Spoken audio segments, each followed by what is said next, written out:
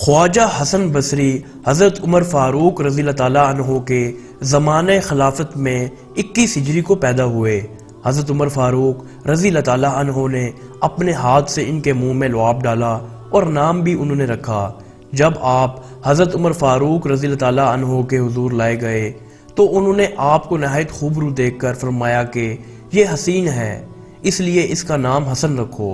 فاروق اعظم رضی اللہ تعالیٰ عنہ نے آپ کے حق میں دعا فرمائی کہ اللہ تعالیٰ اس کو دین کے علم کا ماہر بنا اور لوگوں میں محبوب بنا، جو بارگاہ الہی میں مقبول ہوئی، اور آپ کو علم دین اور فقر میں بلند مرتبہ عطا ہوا۔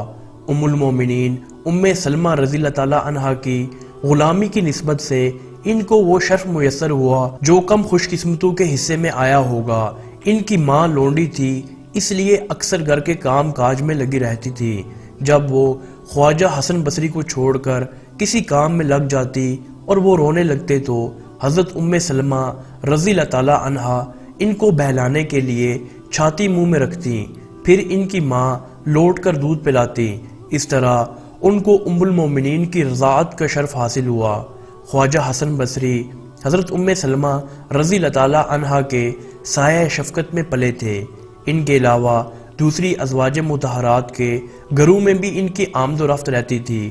ان کا خود بیان ہے کہ حضرت عثمان کے عہد خلافت تک جبکہ ان کی عمر 13-14 سال کی تھی، وہ بے تکلف ازواج مطہرات کے گھروں میں آتے جاتے تھے۔ خواجہ حسن بصری ابتدا میں جوہرات بیچا کرتے تھے، اس لیے حسن لؤلؤی کے نام سے مشہور تھے۔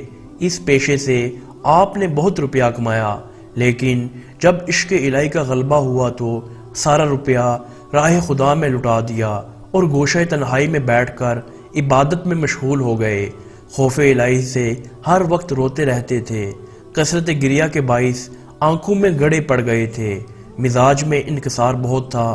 آپ کے نزدیک زہد کی بنیاد حزن و علم ہے، تصوف میں خوف و علم کا مسلک آپ ہی سے منسوب ہے۔ تمام اکابر صوفیاء آپ کو شیخ الشیوخ مانتے ہیں۔ آپ حضرت علی المرتضیٰ کی بائت سے مشرف ہوئے اور ان سے خرقہ فقر پایا۔ شاہ ولایت امیر المومنین حضرت علی المرتضیٰ نے خواجہ حسن بصری کو وہ خرقہ خاص عنایت فرمایا جو انہیں حضرت محمد صلی اللہ علیہ وآلہ وسلم سے عطا ہوا تھا، اور ساتھ ہی اپنی نگاہ فقر سے ظاہری و باطنی علوم اسرار الہیہ عطا کر کے خلافت کبریٰ سے نوازا، اور ذکر کلمہ طیبہ بطریق نفی اثبات جیسا کہ حضرت علی المرتضیٰ کو حضور علیہ الصلوۃ والسلام سے حاصل ہوا تھا وہ آپ کو سکھایا، اور آپ کے ذریعے سے وہ طریقہ تمام دنیا میں رائج ہوا۔ خواجہ حسن بصری نے 120 صحابہ کرام کی زیارت کی، جن میں سے 70 بدری صحابہ تھے۔ سلسلہ قادریہ اور سلسلہ چشتیہ آپ کے وسیلہ سے حضرت علی المرتضیٰ سے جا ملتا ہے۔ تصوف میں آپ کو ایک خاص مقام حاصل ہے، سنت نبوی کے سخت پابند تھے۔ آپ کے وعظ میں لوگوں کی کثیر تعداد شریک ہوتی، جن میں اپنے وقت کے تمام علماء و اولیاء شامل تھے۔ رابعہ بصری بھی آپ کے وعظ سے اکتساب فیض کرتی۔ ایک شخص نے کسی بزرگ سے سوال کیا کہ خواجہ حسن بصری کو ہم لوگوں پر کس وجہ سے بزرگی اور سرداری ہے؟ تو انہوں نے جواب دیا کہ تمام مخلوق اس کے علم کی حاجت مند ہے اور اس کو سوائے خالق کے کسی کی حاجت نہیں۔ دین میں سب اس کے محتاج ہیں، اس سبب سے وہ سب کا سردار ہے۔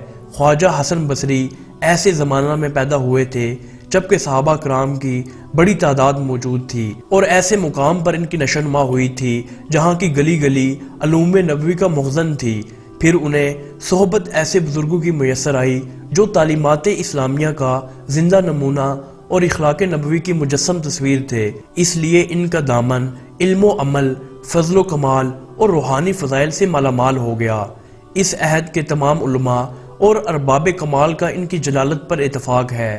حدیث میں انہوں نے ان بزرگوں پر فیض پایا تھا جن میں سے اکثر اس فن کے اساتین اور رکن اعظم تھے۔ چنانچہ صحابہ میں حضرت عثمان، حضرت علی، ابو موسیٰ الاشعری، عبداللہ بن عمر، عبداللہ بن عباس، عبداللہ بن عمرو بن العاص، انس بن مالک اور جابر بن معاویہ سے براہ راست استفادہ کیا تھا۔